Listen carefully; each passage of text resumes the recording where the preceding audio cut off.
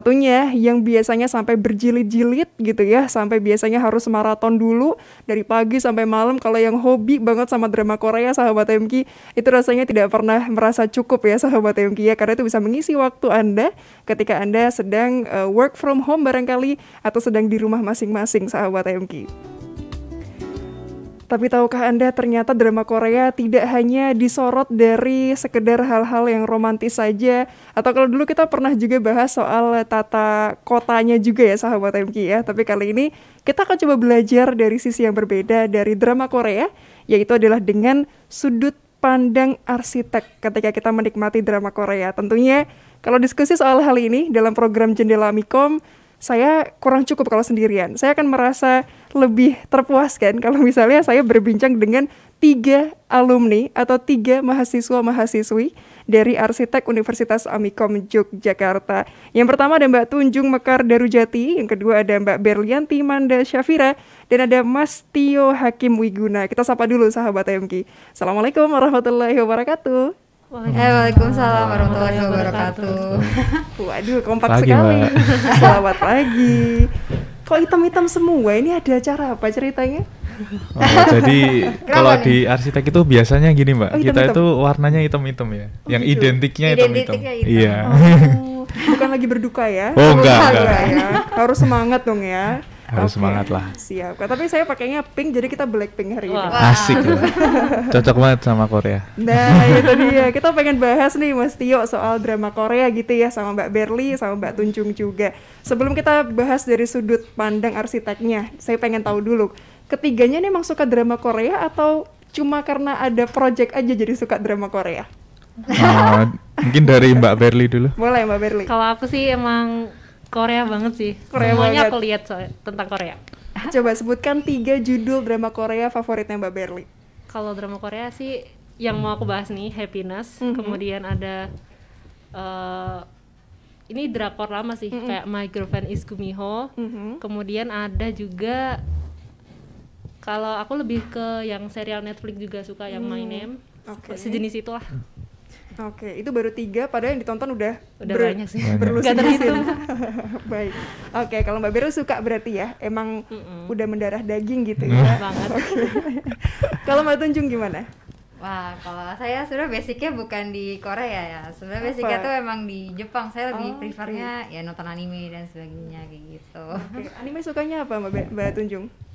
Wah, ya tergantung ya.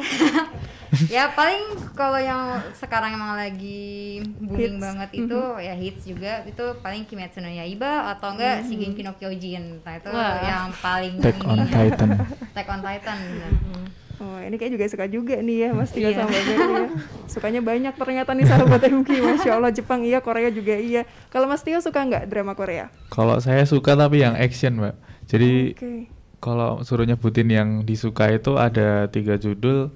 Yang pertama Vagabond, 2 Vincenzo, dan My Name. Nah itu yang paling tak sukain sih. Jadi kayak action gitu. Oke, action thriller gitu? Thriller ya. Oh, mungkin itu alasan kenapa pakai hitam semua ya. Nah, mungkin itu juga agak serem ya. Kesan horornya Mbak. Oke, baik. Tapi yang penting kita pengen belajar bareng-bareng ya, Mbak Tunjung, Mas Tio, dan Mbak Berli gitu ya. Yang pertama mau sharing siapa dulu nih kira-kira? Apa yang kira-kira sudah dibuat melihat drama Korea dari sudut pandang arsitek? Mungkin yang dari Happening dulu. Yang ini dulu aja. Pink suit dulu aja kayaknya. Ya kita pink suit Home Pimpa ho. Ya. Home Pimpa. Nanti kesini. Oh ya. Oke, dari yang paling sana dulu deh. Monggo Mbak Tunjung. Monggo Mbak Tunjung. Waduh. Jadi gimana Mbak Tunjung? Langsung mulai nih. Boleh gimana? Boleh cerita. Jadi ceritanya Mbak Tunjung ini sedang menyoroti film apa nih? Oke, untuk sekarang yang mau akan saya jelaskan itu tentang Squid Game. Squid Game. Ya itu film keluaran Netflix juga yang emang hits ya di akhir tahun 2021 ini, dimana dia itu menceritakan ada sebuah organisasi di mana dia mencari orang-orang yang memiliki masalah keuangan dalam keuangan. Nah, orang-orang tersebut itu ditarik untuk diajak bermain game, di mana kalau mereka menang itu akan mendapatkan jutaan dolar. Namun kalau mereka kalah ya mereka harus mati. Oke. Sedih ya. Besar. Iya. Harganya nyawa ya. Agak berarti serem. ya. Nyawa. Jadi banyak yang pengen ikut tapi juga bimbang dengan aduh aku harus mengorbankan Iya. nyawaku gitu. Pilihan. Oke, dan ini kayaknya jadi top hitsnya ya di Iya. tahun ini ya Di Mbak tahun Tunjung ini ya? emang top hitsnya. Oke, Hype itu banget. oke. Berarti sekarang itu baru yang pertama atau dengar-dengar katanya muncul yang kedua juga kan ya Mbak Tunjung ya? Emang ada rumor bakalan keluar yang season 2-nya. Cuman ya saya bagi nyari tapi belum keluar sih untuk season 2-nya kapan tuh kayaknya belum tahu. Tapi emang ada, maksudnya dari ending aja tuh kelihatan kalau ini emang mau dibikin season 2-nya. Oke, Jadi masih- tunggu aja ya Oke. yang mau nonton. Siap, coming soon lah ya. Coming soon.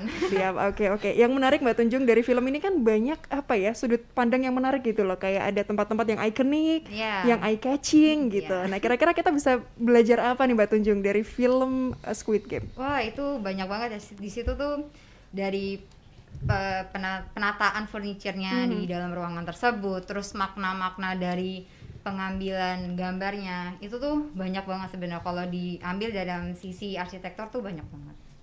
Salah satunya deh yang paling terngiang lah kalau di Mbak Tunjung. Oke, kalau yang paling terngiang itu, yang paling ikonik tuh ya pasti tangganya. Tangganya. Tangga yang warna-warni dan betul. dan kayak mesh. Nah itu memang apa sih, banyak banget makna di situ. Itu Menarik ya, karena Menarik. kalau kita ngomongin setting itu mesti sudah dipikirkan matang-matang ya Mbak sudah Tunjung ya. dipikirkan matang-matang pasti. Oke, siap. Ini menarik loh sahabat MK. Tapi kita tahan dulu aja ya, Mbak Tunjung, Mbak Berry, dan juga Mas Tio. Kita insya Allah akan lanjut di segmen kedua nanti. Oke. Karena kita pengen lihat langsung nanti kira-kira gimana sih gambarnya Iya. gitu ya. Kita simpan untuk Anda sahabat MK. Silahkan bagi Anda yang baru bergabung. Kami sekarang live di MKFM Jogja. Anda boleh bertanya kepada Mbak Tunjung, Mbak Berly, juga Mas Tio ke 0815 78 600 923.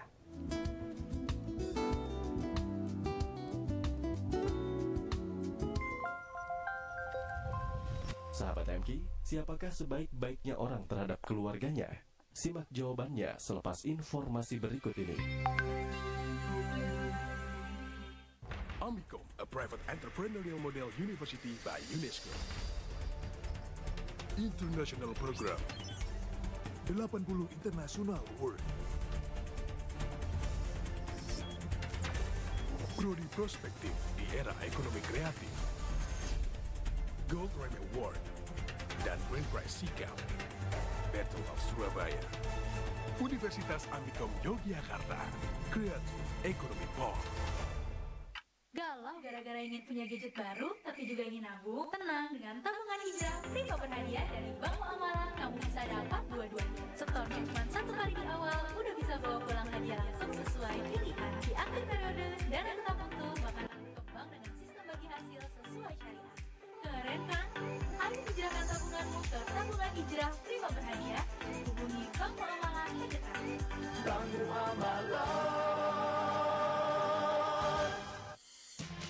Sahabat MK, kita akan dengarkan cerita dari pemakai tetes mata Prima Netra. Nama saya Abdul Jalal, alamat Jalan Ketuhu, RT 3 RW 3. Saya menderita sakit katarak, sudah lama berobat belum sembuh. Lalu saya pakai tetes mata Prima Netra. Lalu saya beli 1 botol. Saya gunakan, alhamdulillah sembuh. Sekarang saya beli 1 botol lagi untuk perawatan dan untuk menyempurnakan supaya penyakit saya hilang sama sekali. Kepada saudara-saudara yang belum sembuh penyakit kataraknya, silahkan beli saja tetes mata Prima Netra. Dapatkan tetes mata Prima Netra dengan harga Rp110.000 hanya di Radio MKFM Jogja. Dengan menghindari makan pedas, putih telur, jeroan, dan daging kambing, insya Allah mata Anda bebas dari gangguan kesehatan. Ingat, Prima Netra tidak dijual di toko obat atau apotik. Tetes mata Prima Netra, perlindungan terbaik untuk mata Anda.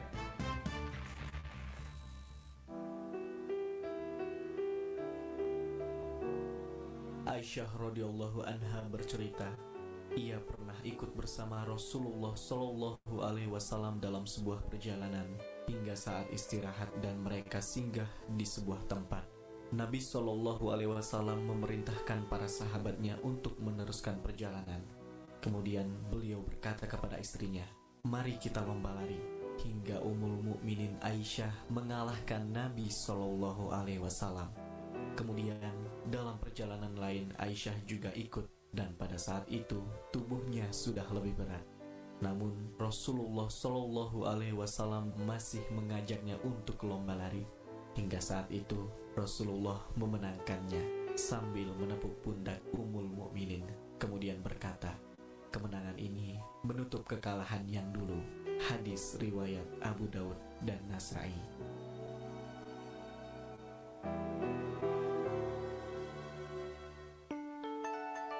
MKFM, inspirasi keluarga Indonesia.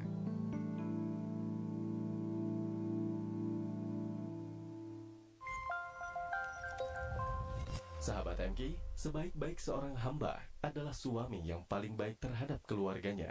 Rasulullah Shallallahu Alaihi Wasallam bersabda, dan aku adalah yang paling baik terhadap keluargaku. Hadis riwayat At-Tirmizi.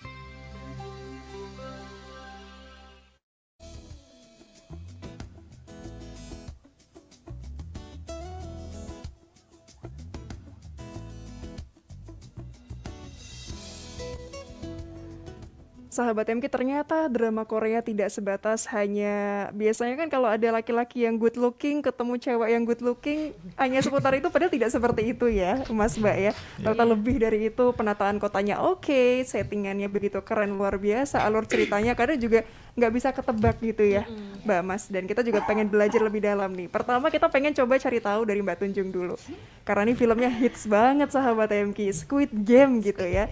Boleh deh Mbak Tunjung dibagikan ceritanya ke kita. Oke, ini berarti sinopsis dulu ya. Kita boleh. Tadi seperti yang tadi udah dijelasin, itu ada sebuah organisasi misterius di Korea Selatan.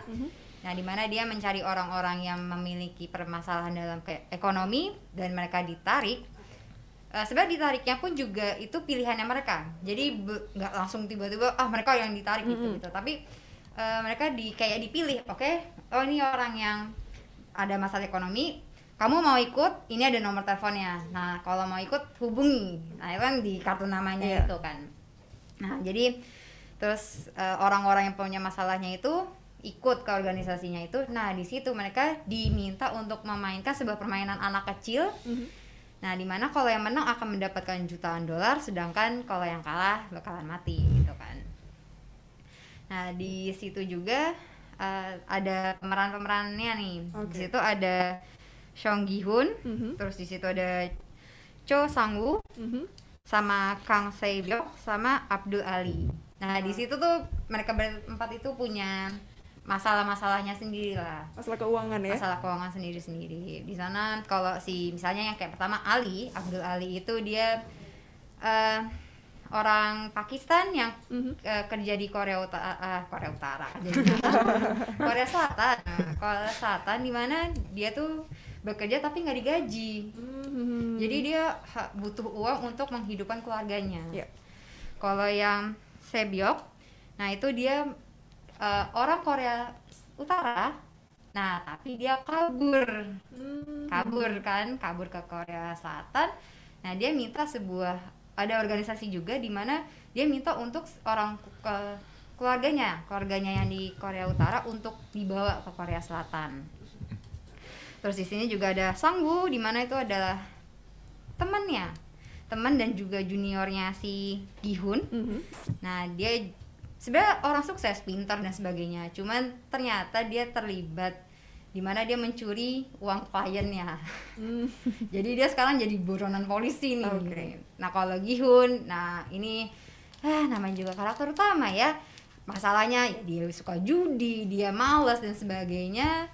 Terus juga nyuri duitnya orang tua buat dipakai judi. Ya udah, jadinya terpaksa harus ikut Squid Game untuk mendapatkan duitnya itu. Paling kompleks lah permasalahannya Gi-hun ini ya. Nah, di organisasinya sendiri itu juga ada kayak kastanya ya, dimana di sini ada first man, dia tuh topengnya itu hitam dan bentuknya wajah kalau dia. Nah, itu dia tuh kayak pemimpin dari organisasinya itu, Squid Game. Organisasi Squid Game ya, kalau nggak salah. Nama organisasi atau dia nggak ada namanya ya? Nggak ada namanya deh. Tanpa nama, iya. Nah, terus di ada bawahan. Nah itu dia punya topeng yang cuma polos tapi ada simbol, di mana ada simbol lingkaran, kotak, ada segitiga. Nah masing-masing simbol itu sendiri berbeda-beda, di mana kalau yang lingkaran itu kayak pion ya. Kemudian kalau yang segitiga itu, kalau nggak salah ya, sorry kalau salah ya, maaf loh. Searching sendiri kalau salah ya. Iya, kalau salah searching sendiri. Yang dimana kalau segitiga tuh kayak keamanan. Oke. Nah kalau yang kotak, nah itu atasannya dari dua itu. Paling tinggi. Paling tinggi yang. Tapi setelah tadi frontman-nya tadi. Frontman itu yang paling tinggi. Nah terus habis itu baru sih yang kotak simbolnya, kayak gitu. Oke, berarti ada beberapa istilahnya kru lah ya dari Squid Game itu. Kemudian ternyata itu juga punya struktur organisasi gitu lah ya. Kayak komunitas aja ya ini. Oke. Terus habis itu juga ternyata banyak pesertanya. Jumlahnya dikasih tahu nggak Mbak Tunjung? Jumlah awalnya itu ribuan, ratusan? Ratusan kayaknya 400-an ya. Banyak. 256 nggak sih? Iya, 256. Gihun kan peserta terakhir. Iya. Gihun kan 456. Ya, berarti 456. Ada 456. Itu awalnya. Terus pas pertama kali mereka bermain, ternyata tahu kan kalau misalnya mereka kalah itu harus mati. Nah, itu mereka mengadakan kayak, sorry ya kalau spoiler. Sorry kalau yang belum nonton, tapi ini emang spoiler dikit. Itu mereka meminta kepada organisasinya itu untuk dibikin kayak pilihan gitu, ada yang mau ikut, ada yang enggak gitu. Nanti voting, kalau misalnya banyakan yang menang, banyakan yang mau ikut ya mereka tetap harus ikut, tapi kalau misalnya banyak yang tidak mau ikut ya selesai. Oke.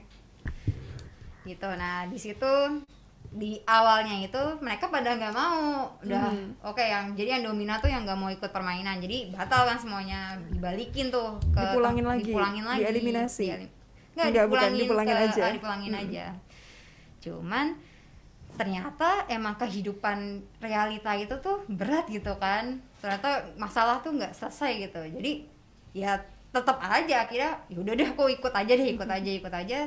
Jadinya ada sekitar 100 ya jadinya ya yang ikut ya. Iya, setengahnya. Nah itu yang ikut. Nah termasuk Gihun itu yang tetap ikut karena permasalahan ekonominya emang udah buruk banget di situ. Baik. Artinya permasalahan di dunia realnya lebih berat daripada dia harus ikut Squid Game walaupun dia harus mati gitu ya kalau kalah ya. Serem juga ya sahabat MG ya. Oke.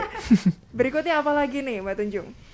Wah, apalagi nih, abis kita tahu ceritanya kurang lebih gitu ya. Nanti kalau misalnya yang belum nonton langsung bisa meluncur lah ya untuk nonton filmnya. Kemudian apa yang bisa kita soroti Mbak Tunjung? Kan menarik kan ini settingannya. Tadi kan ada yang kayak anak-anak, ada yang kalau yang mainan apa petak umpet kan juga kayak di padang apa sih kayak gitu. Menarik gitu ya. Padang ilalang. Padang ilalang. Kalau yang bakal saya bahas ini sih nanti itu ada PPT-nya. Itu pertama itu ada ruangan si pemain, ruangan si pemainnya itu untuk tidur, beristirahat. Kemudian ruangannya si pion-pionnya itu, yang organisasinya itu. Kemudian ada ruangan untuk area bermainnya itu. Kemudian tangga yang tadi saya bilang ikonik banget dari Squid Game-nya. Terus ada ruangan putih dan ada kayak ruang makannya lah anggapannya gitu. Nah itu yang akan nanti saya jelaskan di PPT. Siap. Sebelum kita masuk ke situ, kita coba pengen dengar cerita yang lain dulu kali ya, Mbak Tunjung ya. Karena takutnya nanti ini keburu membeku kalau nggak ngomong-ngomong ya, Mbak Tio. Rasanya lumayan dingin soalnya sahabat MG. Saya pengen geser dulu yang sebelah kirinya Mbak Tunjung ini. Masker hitam, rambut hitam, kacamata hitam, kemeja hitam. Apa nih Mas Tio kira-kira film yang mau diambil? Kalau dari film yang mau saya bawa itu yang berjudul My Name. Jadi untuk My Name sendiri itu juga salah satu trending Netflix, tapi nggak sampai nomor 1 ya kayaknya, nomor 3 atau nomor 4. Nah itu jadi untuk langsung ke ceritanya aja. Jadi ceritanya itu ada seorang anak perempuan. Nah anak perempuannya ini tuh tahu bapaknya itu sebagai bandar narkoba. Nah selama masa kecilnya itu dia itu sering dibully, jadi kayak dikata-katain kalau bapaknya tuh bandar narkoba. Nah setelah itu ada di scene dia itu ulang tahun. Nah, pada saat ulang tahun itu bapaknya itu tuh pulang ke tempat dia tinggal. Maksudnya sebenarnya bukan rumah ya, kayak apartemen gitu. Nah, setelah baru ngasih kado ke anaknya itu, ternyata bapaknya itu malah tiba-tiba dibunuh oleh orang di depan matanya sendiri. Nah, selama dalam kesedihan itu tuh bandar narkobanya itu, jadi bapaknya itu kerja sama bandar narkoba, bos bandar narkoba. Nah, setelah itu bosnya itu datang untuk berkabung. Berkabung. Oh iya, berduka lah, berduka ke tempatnya si anak perempuan itu. Anak perempuan itu namanya sebenarnya Jiwo. Dan Jiwa atau Jiwo? Jiwo ya, Jiwo. Nah, Jiwo itu setelah itu menanyakan kepada bandar narkoba, siapa yang membunuh ayahku. Nah, tapi sebenarnya gini, bandar narkobanya itu ada namanya, Mujin aja, kita sebut Mujin ya. Mujin. Namanya emang Choi Mujin. Jadi si Mujin ini juga nggak mau menjawab karena sebenarnya dia tuh tahu kalau anak ini tuh bisa apa untuk membalaskan dendamnya gitu loh. Nah, setelah itu anaknya itu tetap penasaran. Ini siapa sih yang bunuh bapakku? Setelah itu dia cari-cari sendiri tapi nggak ketemu. Malah endingnya dia keselamatan dia itu terancam. Karena kayak dia itu tinggal di kawasan yang banyak preman-preman gitu. Nah, setelah itu dia bandar narkobanya si Mujin ini merasa simpati. Jadi kayak kasihan aja kok anak ini tetap penasaran. Nah, setelah itu ditolong lah sama bandar narkoba ini, si Mujin. Terus sampainya di tempat si Mujin, si Jiwo ini dilatih untuk bisa berkelahi. Supaya bisa nyari siapa sih pembunuhnya. Nah, setelah si Jiwo ini jadi jago berkelahi, si Jiwo ini disuruh sama Mujin untuk menyamar jadi polisi. Karena Mujin ini memberitahu bahwa pembunuhnya itu tuh ada di dalam polisi. Sampainya di polisi itu, nanti si Jiwo itu kayak ada kenangan bahwa yang membunuh tuh kepala satres narkobanya polisi. Nah, setelah itu sesampainya di dia join untuk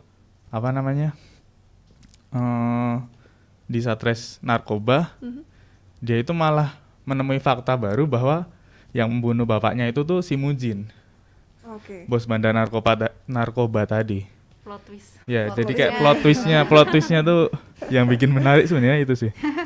Nah, sampai setelah tahu itu ternyata yang membunuh bapaknya itu si Mujin, nah si Jiwonya ini akhirnya ingin membunuh si Mujin.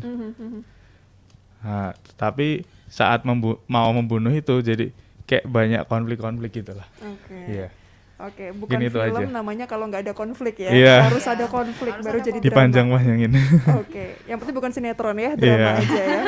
Siap. Ini menarik loh. Artinya drama kalau pakai plot twist biasanya cukup bikin kita, wah apa nih? Kok bisa sih? Jadi bikin penasaran gitu. Kita simpan dulu gitu ya Mas Tio ya. Kita geser yang sebelah sini. Monggo. Mbak Berli, apa ini film yang mau diceritakan? Jadi ini tuh judulnya Happiness. Ini tuh baru tamat, itu baru minggu lalu Kak. Jadi tanggal 11 kemarin baru tamat. Ini tuh genrenya tuh trailer. Jadi buat orang-orang yang suka genre trailer, kalian harus nonton ini. Thriller. Thriller. Oh my god, maaf ya. Wah, ini pronunciation ini kayaknya kita lagi kelas. Enggak, silakan. Supaya enggak salah paham aja. Harap maklum ya guys. Nah, jadi ini tuh bercerita tentang bagaimana penghuni di apartemen itu bertahan hidup di tengah wabah zombie. Jadi ini tuh drama itu tentang zombie, tapi tuh beda dari drama-drama lain. Kalau drama-drama lain kan kayak scene-nya tuh gelap, ngeri banget kan. Tapi ini tuh enggak. Jadi tuh ini tuh scene-nya tuh kayak terang gitu loh. Jadi kayak enggak ada wabah zombie, tapi sebenarnya tuh ada zombie gitu. Kemudian pemeran utamanya itu namanya Yoon Se-bum. Dia itu menikah dengan seorang detektif namanya Ji Hyun. Itu demi sebuah apartemen. Jadi demi mendapatkan sebuah apartemen, dia tuh menikahi temennya itu. Akhirnya setelah dia nikah, dia dapat apartemen itu, malah salah satu penghuni apartemen di atasnya tuh berubah jadi zombie. Nah, akhirnya serem amat ya. Jackpot ya. Akhirnya kan ditelusuri tuh, kenapa kok bisa jadi zombie? Ternyata itu dari sebuah obat namanya Nex. Nah, karena gym di apartemen itu kan menjadi salah satu tempat penyebaran obat itu, makanya pemerintah tuh mutusin untuk melockdown area apartemen itu. Padahal bukan karena COVID ya, tapi iya, karena jadi zombie ya. Ini tuh wabahnya tuh terjadi setelah COVID malahan. Jadi tuh ceritanya gitu. Obat Nex itu tuh merupakan obat pneumonia untuk paru-paru akibat COVID itu loh, Kak. Oke. Wah, berarti direlevansikan dengan kondisi saat ini gitu ya. Iya. Jadi Menarik, mungkinkah ya? setelah COVID besok? Tolong jangan ada zombie di antara Amin. kita ya. Itu tau gak ceritanya tuh jadi mirip yang apa sih, hoax yang vaksin tuh kalau divaksin, kalau yang suka anime ya itu pasti tahu kalau divaksin wah Titan gitu. Jangan-jangan itu merealisasikan dari hoax dari tersebut. hoax itu kali ya. Makanya dibikinlah drama gitu ya, agar hoax itu tergambarkan lewat drama aja, tapi bukan real ya ini ya sahabat MG. Amin, semoga lah. Konspirasi. Waduh, baiklah. Kita tahan dulu ya Mas Tio, Mbak Berli, Mbak Tunjung. Insya Allah kita simpan segmen berikutnya untuk Anda sahabat MG. Kita akan update dulu informasi dari tim Kamar Berita MKFM Jogja dalam MK News berikut ini. 92,3 MKFM Yogyakarta, inspirasi keluarga Indonesia.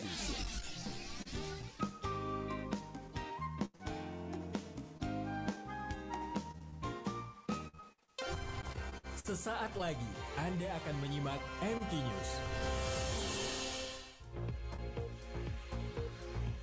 Assalamualaikum warahmatullahi wabarakatuh.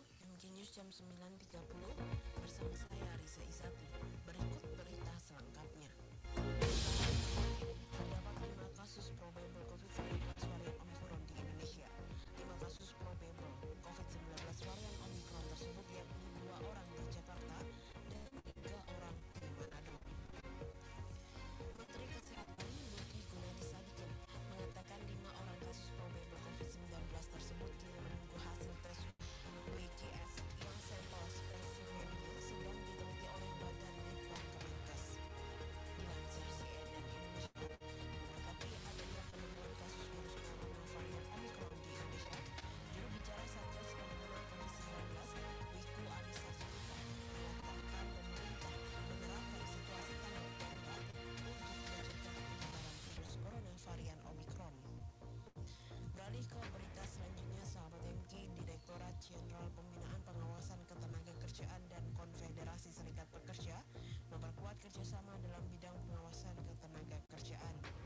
Kepala Dirjen Pembinaan Pengawasan Ketenagakerjaan, Hayani, mengatakan upaya memperkuat kerjasama dengan serikat pekerja tersebut dilakukan agar dapat melakukan reformasi pengawasan ketenagakerjaan sesuai dengan 9 lompatan pesan Kemenaker yang dirancang oleh Menaker Ida Fauziah. CNN Indonesia memberitakan sebelumnya Hayani juga menilai peran serikat pekerja dalam pengawasan ketenagakerjaan sangat penting untuk mendorong perusahaan agar melaksanakan hak normatif pekerja sesuai ketentuan peraturan perundang-undangan. Demikian MK News jam 9.30 bersama saya Risa Isati. Terima kasih. Wassalamualaikum warahmatullahi wabarakatuh.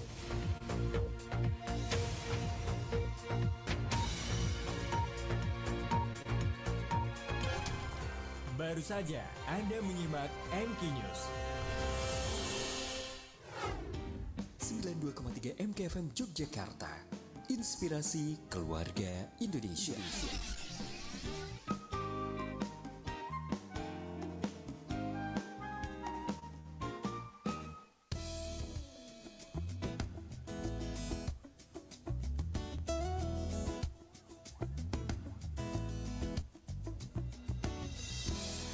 Ada berlusin-lusin drama Korea sahabat MK, tapi 3 diantaranya kita akan bahas lebih dalam ini ya, Mbak Tunjung, Mbak Berli, dan Mas Tio gitu. Nah sekarang karena tadi sudah kita digambarkan kurang lebih lah ya, ada soal zombie gitu ya, ada soal games, ada soal apa tadi kalau Mas Tio tadi pembalasan dendam. Pembalasan dendam. Revenge.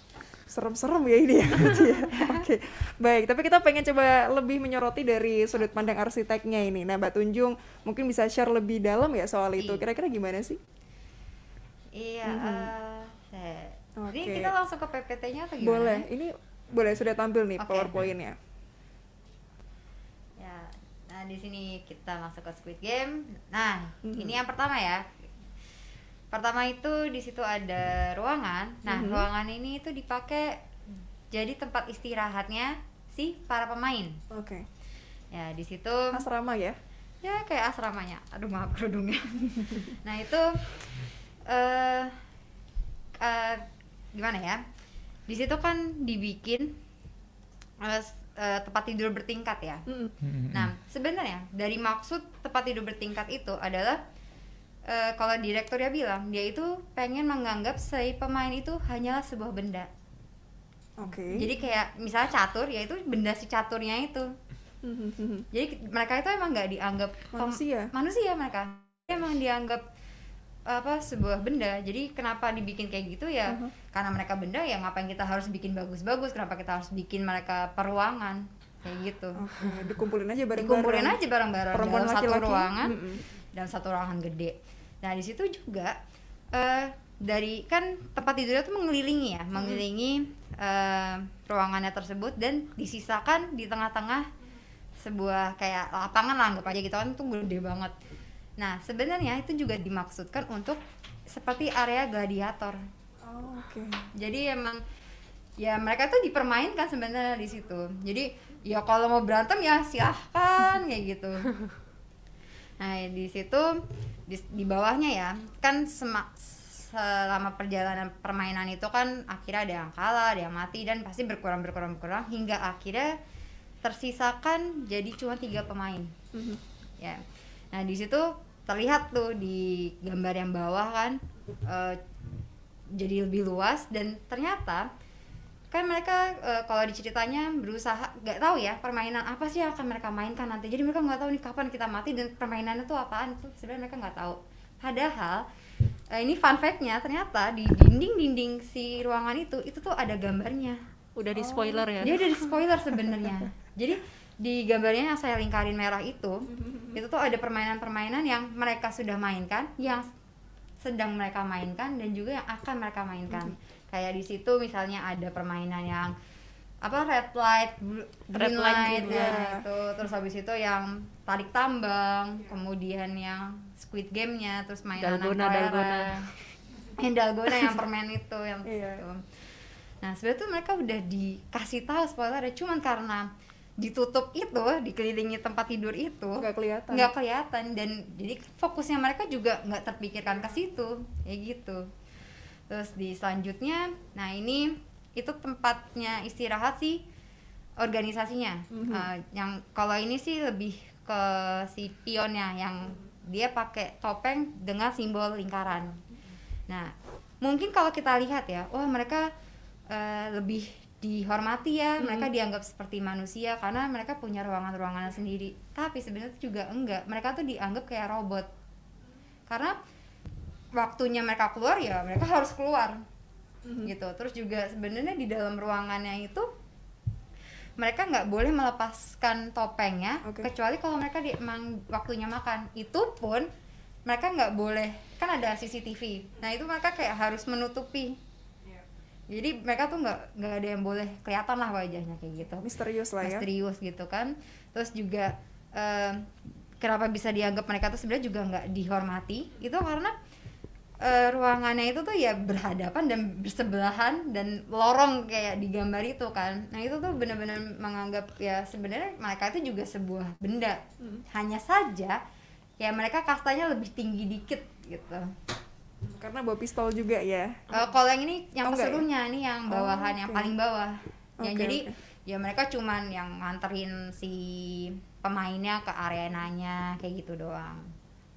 Nah terus yang selanjutnya, nah ini yang ikoniknya. Nah ini seru banget nih ya warnanya ya. Iya. Nah di sini tangganya ini sebenarnya tuh terinspirasi dari seorang seniman bernama M.C. Escher kalau nggak salah, yang dimana dia itu melukis gambar berjudul relativitas, ya kalau bahasa Indonesia relativitas, tapi kalau bahasa Inggrisnya aku lupa kok apa. Nah itu di gambarnya itu dia emang bikin gambar tangga, tapi itu kayak jadi ada yang orang naik tangga normal ya, normal, tapi ada juga yang dia posisinya kebalik. Nah karena si MC Escher ini emang dia tuh seorang seniman yang menggabungkan seni dengan matematika. Jadi dia dibuatnya. Nah si tangga ini itu terinspirasi dari lukisan itu. Nah di sini lukisannya itu tuh kan maze ya, dia dibikin ya maze tuh apa sih bahasa Indonesianya? Labirin. Nah labirin. Nah dibikin labirin itu kalau menurut saya ya sebagai penonton dan pengamatnya ini, itu dibikin supaya si pemain gak mudah untuk kabur. Ya kan mereka pasti pengen kabur kan, dengan keadaan mereka bakalan mati kayak gitu. Nah dengan maze ini mereka akan susah untuk kabur. Bahkan si direkturnya sendiri yang bikin itu, kita aja tuh sampai pernah kesasar pas bikin filmnya tuh, kita kesasar saking gedenya, dan emang maze ya labirin gitu kan.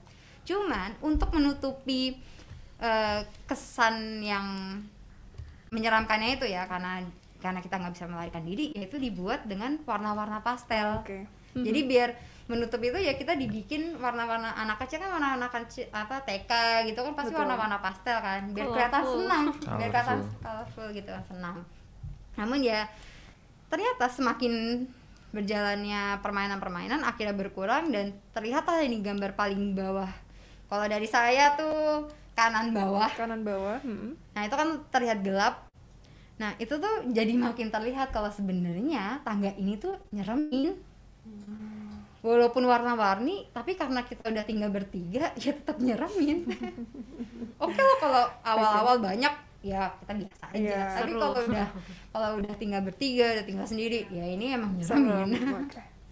Dan lampunya semakin redup nggak sih itu? Iya, dan lampunya makin redup. Ya terus selanjutnya di sini, nah ini kita di area bermainnya. Yang di kiri atas itu permainannya red light, green light. Terus yang kanan itu yang buat permainan dalgona, itu yang permainan kita harus bentuk-bentuk itu. Harus dijilat juga kayaknya itu ya? Iya harus dijilat juga. Terus yang di kiri bawah itu yang buat main kelereng areanya. Dan yang terakhir yang di kanan bawah itu yang permainan terakhir yaitu permainan Squid Game. Ya sesuai dengan judulnya, Squid Game. Nah di arena ini, semua arena ini kan kita lihat emang luas ya. Itu kenapa dibikin seperti itu? Si direkturnya itu bilang kalau waktu kita kecil, saat kita bermain, kita tuh kan pasti merasa kayak, wah ini luas banget ya untuk ukuran kita waktu masih kecil. Nah kenapa mereka ingin bikin ini juga besar, terus yang gambar yang buat main dalgona tuh kan ada perosotan tinggi, yang gede gitu kan, terus habis itu yang bola itu juga besar gitu kan, untuk memunculkan kesan itu. Jadi karena gede ya akhirnya tuh perasaan waktu masih kecil yang wah ini besar ya, terus ya karena dibikin itu ya kita dewasa juga wah ini besar ya. Ya jadi itu besarnya untuk adults gitu. Nah itu emang tujuannya itu, makanya mereka dibikin arenanya luas, terus juga furniture-nya juga ukuran-ukuran besar, emang untuk memunculkan perasaan masih kecilnya itu. Nah yang selanjutnya itu nah ini yang ruang putih. Nah ruang putih ini difungsikan itu sebagai ruang tunggu dan untuk bikin sebuah tim. Jadi permainan-permainan Squid Game-nya ini tuh nggak mesti cuma sendiri-sendiri, tapi juga ada permainan-permainan berkelompok seperti yang tarik tambang, terus yang kelereng ya, yang kelereng itu juga tim. Nah pertama mereka harus nunggu dulu di sini. Nah dan anehnya ruangan ini tuh putih kan, putih doang, nggak ada warna-warna lain. Itu untuk memunculkan perasaan mereka jadi gimana ya, ragu-ragu, takut. Karena kalau di dunia asli ya kehidupan kita kayak gini, warna putih itu sebenarnya dipakai untuk ruangan orang gila. Gitu. Iya, jadi maaf ya kalau bahasanya jadi rada kasar. maksudnya salah aku jadi ganti cat rumah kayaknya di sini ya, jangan putih. Ya maksudnya orang yang kekurangan mental, gangguan mental nah, itu dia menekan psikologis pesertanya ya. Semakin halus ya bahasanya ya. Tadi kasar banget ya, aduh sorry. Ya maksudnya gangguan mental. Jadi kan emang kalau orang gangguan mental itu kan biasanya berisik dan ya itu ya tahu kan. Nah itu ditaruh di ruangan putih supaya mereka lebih tenang. Itu tujuannya. Tapi kalau yang make itu kita orang normal, itu malah kebalikannya. Kita malah bisa jadi stres di situ. Jadi muncul perasaan-perasaan nggak tenang. Terus ruangan putih itu tuh juga bikin mereka apa yang akan terjadi padaku selanjutnya. Iya. Nah, semakin khawatir lah ya. Semakin khawatir. Okay. Nah, itulah tujuannya ruangan putih itu. Kayak gitu. Terus kita bisa lanjut lagi untuk gambar. Nah, ini untuk gambar terakhir. Nah, ini adalah jamuan terakhir mereka. Jadi tersisa 3 orang. Nah, ruang makan ini tuh sebenarnya di ruangan mereka istirahat tadi sebenarnya. Cuman karena tersisa 3 orang berarti kan dikit lagi untuk pemenangnya terlihat gitu kan siapa pemenangnya. Jadi si pemimpin organisasinya ini itu ingin kayak memberi hadiah dengan menjamu mereka makanan mewah dengan tempat yang mewah. Padahal kalau dilihat itu sebenarnya tuh mereka sedang kayak dikomporin. Jadi kenapa dikomporin? Kan karena sisa 3 orang terus habis itu dibikin segitiga. Di mana ya mereka tuh bisa saling berhadapan kan, bisa saling melihat dan ini tinggal 3 orang, pemenang cuma 1. Nah siapa nih yang bakalan kita sikat? Bakalan kita sikat bener. Sikat WC atau sikat apa nih? Ya sikat yang, nah tuh dia. Sebenarnya mereka perasaannya tuh sedang dipermainkan di situ. Cuman sebenarnya di sini juga mau jelasin kalau untuk kesan mewahnya ya mereka itu memunculkan warna kuning di sini kan. Dia menggunakan lampu kuning karena lampu kuning itu dan dicampur hitam itu akan terlihat seperti lebih elegan. Betul. Ya kan kalau kita lihat kan kayak wah mewah banget ya, dan furniture-nya pun juga furniture yang ukiran-ukiran yang kayak di zaman-zaman bukan zaman Belanda ya, maksudnya kayak cerita-cerita kerajaan Eropa gitu kan yang emang dia berukir-ukir. Nah itulah, jadi di satu sisi mereka itu dijamu dengan mewah, tapi di satu sisi ya mereka tuh sebenarnya lagi dipermainkan. Betul, karena saling bisa melihat satu sama lain dengan kondisi situasi yang kayak gitu. Iya gitu, dan ya makin cekam juga kan. Betul. Karena dia udah segitiga, ruangannya tuh sebenarnya gelap, pencahayaannya kan cuma di tengah itu, cuma di meja kuning itu kan, meja segitiga itu. Ya jadi seperti itulah. Menarik sekali nih Mbak Tunjung. Artinya psikologis itu sampai lah, nggak cuma soal cantiknya aja, bagusnya aja, nggak, psikologis juga main di situ ya. Psikologis juga main. Oke, kita tahan dulu deh Mbak Tunjung. Ini soalnya masih ada 2 lagi yang belum presentasi, yang belum cerita lah gitu. Tapi kita jeda dulu sebentar ya, Mas Tika, Mbak Berlia. Insya Allah kita sambung lagi di segmen terakhir nanti sahabat MK. Jangan kemana-mana, kami akan kembali usai jeda berikut ini.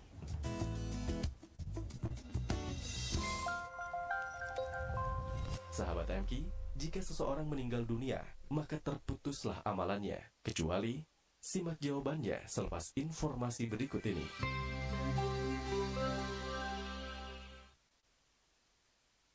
Amicom, a private entrepreneurial model university by UNESCO. International Program 80 International Award. Prodi Prospektif di era ekonomi kreatif. Gold Rem Award dan Grand Prize Sikap. Battle of Surabaya. Universitas Amicom Yogyakarta. Creative Economy Park. Udah saatnya bayar tagihan listrik nih. Saatnya bayar tagihan air, tagihan internet, dan oh iya, saatnya wakaf dan sedekah nih. Perlu diutamakan. Ma, jangan lupa saatnya berzakat. Oh iya, Pak. Saatnya berzakat. Melalui DT Peduli aja ya, Pak. Iya, Ma. Iya, saatnya berzakat. Berzakat adalah tanda kekuatan keimanan seseorang, karena dengan berzakat, harta titipan Allah menjadi berkah, tumbuh kembang, dan banyak sekali orang yang bisa merasakan nikmat lewat rezeki yang Allah titipkan. Mari saudaraku, nikmati harta yang bersih, rezeki yang berkah dengan berzakat. Bersihkan diri dan harta kita dengan berzakat. Mari salurkan zakat Anda bersama Lembaga Amil Zakat Nasional DT Peduli. Nomor rekening BNI Syariah 0399937775 atas nama DPU DT Jogja. Konfirmasi zakat Anda ke nomor 0851 0056 0086. Bersama DT Peduli, semakin melayani dan peduli. Universitas Amikom model kewirausahaan swasta oleh UNESCO yang mendapatkan 35 penghargaan internasional dan lebih dari 100 penghargaan nasional. Penghargaan Remi Emas dan hadiah utama Battle of Surabaya. Universitas Amikom Yogyakarta, Creative Economy Park. Jangan sampai ketinggalan informasi kampus Amikom Yogyakarta dalam Jendela Amikom setiap hari Jumat jam 9 pagi. Hanya di 92,3 MKFM Yogyakarta. Inspirasi keluarga Indonesia.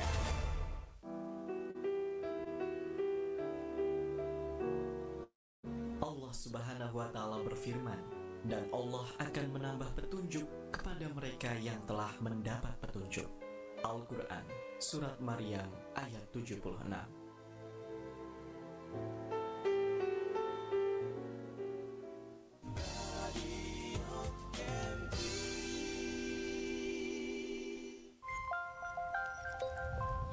Sahabat MK, seseorang yang meninggal dunia maka akan terputus amalannya kecuali 3 perkara, yakni sedekah jariah, ilmu yang dimanfaatkan, dan doa anak yang soleh. Hadis riwayat Muslim.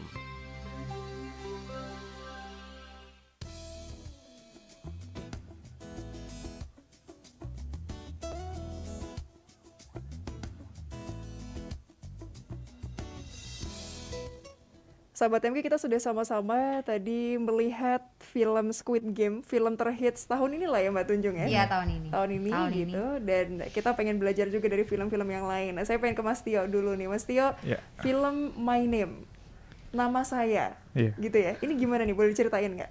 Oh, boleh. Ini untuk, jadi, ke apanya nih? Langsung ke interiornya aja, Pak? Boleh, boleh. Untuk, nah nih. Untuk yang pertama itu sebenarnya dari film My Name ini ada kantornya dari bandar narkobanya, yaitu namanya Mujin. Ya, ini kantornya Mujin. Dari segi kantornya sebenarnya ini kantor hotel dan bar. Jadi si Mujin itu selain jadi bandar narkoba, dia juga buka usaha gitu supaya bandar narkobanya itu dia tuh nggak ketahuan sebagai bandar narkoba, ya, untuk menutupi aja. Iya. Oke, kirain untuk passive income. Oh, bisa juga ya. Nah, ini untuk dari hotel dan barnya ini sebenarnya lebih ke arah modern ya, sama itu tuh pada desain main entrance-nya itu dibikin agak berbeda, jadi kalau ada yang masuk tuh jadi lebih eksklusif aja sih. Jadi ada perasaan beda. Nah, untuk next. Nah, ini kalau ini tuh sebenarnya area outdoor-nya dari kantornya Mujin. Jadi area outdoor ini tuh difungsikan sebagai tempat kayak ketemu dengan tangan kanannya Mujin. Jadi kayak gimana nih progres untuk si A, si B itu gimana, apakah ada masalah, apakah di narkobanya kegerebek. Nah, itu tersiduk gitu ya. Itu kayak di sini tuh tangan kanannya sama anggota-anggotanya tuh di ini. Untuk kesannya sendiri sih lebih ke arah dramatis ya. Jadi di sini tuh dibuat kayak kalau mau ketemu tuh kayak wah, ini harus ketemu bos nih. Ya, jadi harus serius. Nah, dan selain itu juga kantornya Mujin ini tuh emang kesannya modern banget untuk eksteriornya. Nah, ini untuk yang selanjutnya tuh interiornya kantornya Mujin. Nah, untuk yang pertama tadi sebelum masuk ke kantornya itu tuh ada tempat setelah lift tuh jadi kayak ada lorong untuk masuk ke ruangan. Jadi nggak langsung masuk ke pintunya Mujin. Nah, ini lorongnya itu tuh kayak dibikin emang kesannya tuh kita mau ke sebuah tempat yang ke tempat bos gitu. Jadi kayak ke tempat raja.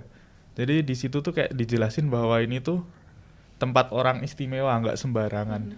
Secara nggak langsung sih. Nah setelah itu, untuk interiornya sendiri tuh sebenarnya lebih ke klasik ya.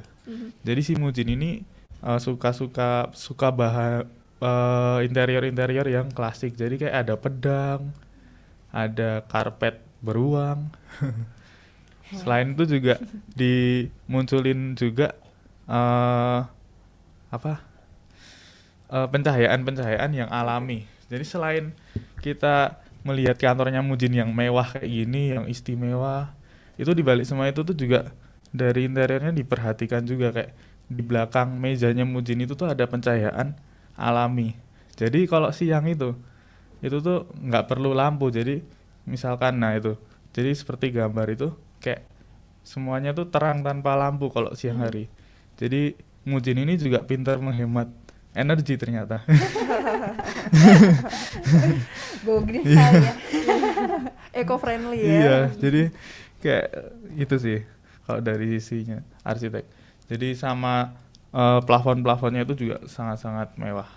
Nah, ini untuk selanjutnya eksterior dari kantor polisinya. Untuk eksterior kantor polisinya tuh ya seperti gedung pada umumnya ya. Cuman kalau dilihat dari agak detail lagi itu dari pencahayaan lorongnya, setelah itu ruang penahanannya sama ruang penyimpanannya tuh kayak lebih memaksimalkan pencahayaan alami juga.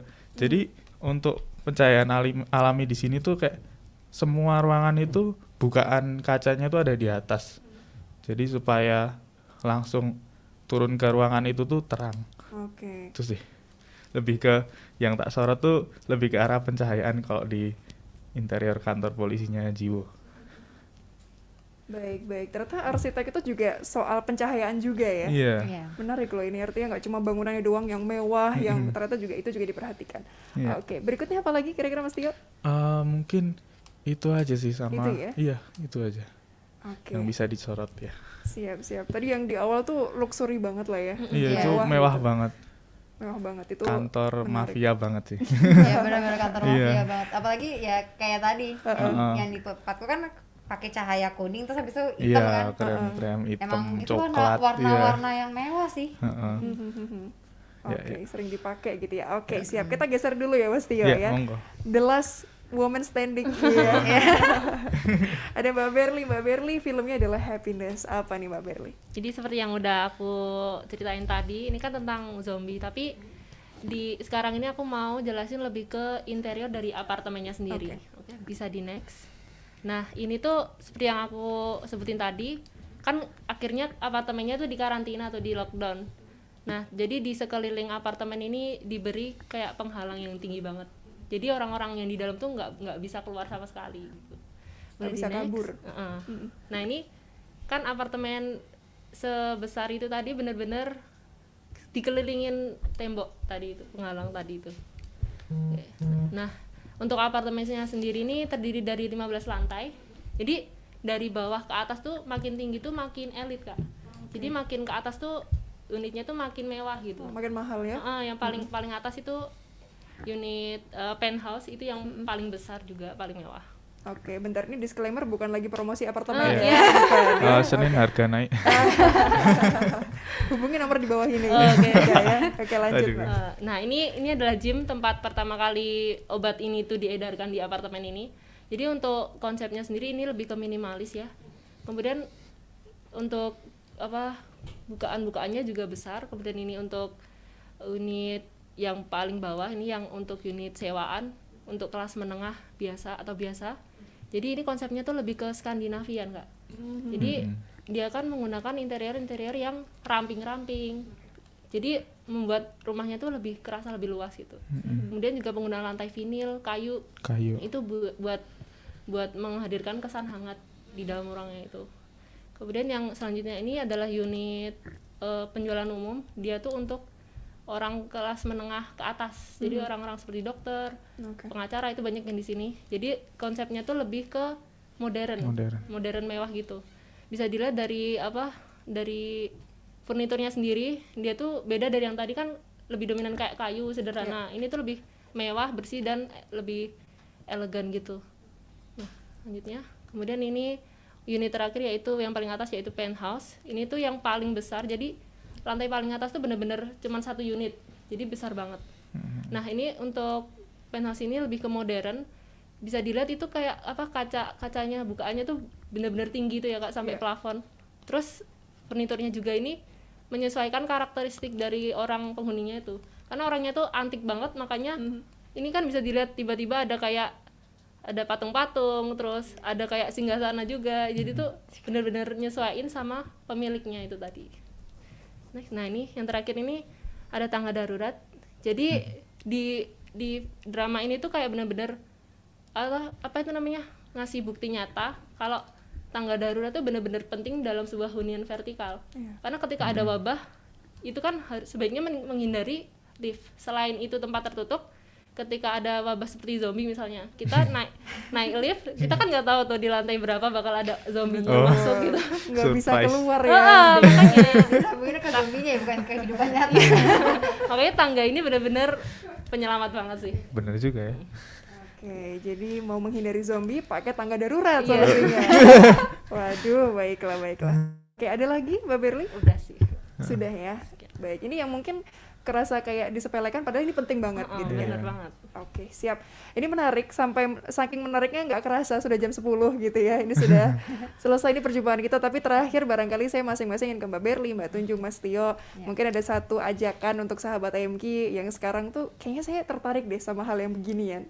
Oh, ternyata ini tuh arsitek ya masuknya. Mungkin ada satu ajakan deh untuk sahabat AMQ. Boleh dari Mbak Tunjung dulu. Aduh. Promosi ya. Promosi arsitekturnya Amicom. Tipis-tipis ya. Promosinya gimana nih? Ya, monggo Mbak.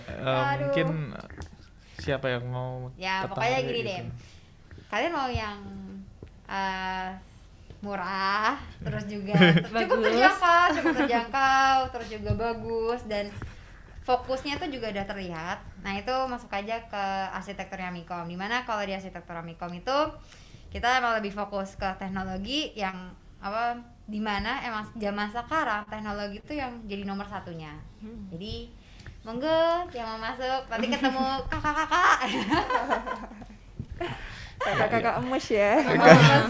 Baik, Mas Tio silakan. Ya, kawan-kawan MQ kalau misalnya ada yang berminat untuk belajar arsitek atau misalnya suka nih kayak misal lihat rumah kok ini rumah bagus banget ya, ini kalau mau desain kreasi menurut kalian sendiri itu seperti apa gitu.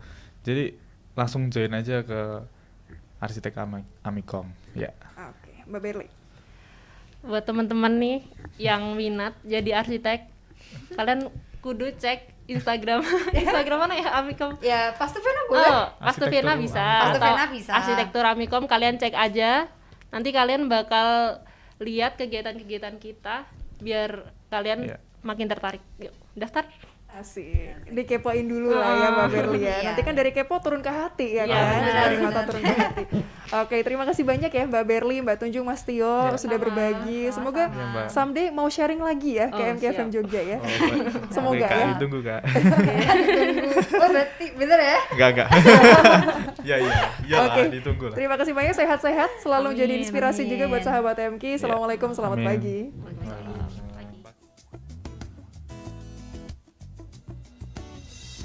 Demikian sahabat MQ perbincangan kami bersama Mbak Berli, Mbak Tunjung dan juga Mas Tio. Anda yang sekarang masih bingung kira-kira pengen masuk mana ya besok kuliah, kalau minat Anda sama nih seperti Mas Tio, Mbak Berli dan juga Mbak Tunjung, silahkan langsung meluncur ke Instagram Arsitektur Universitas Amicom Yogyakarta.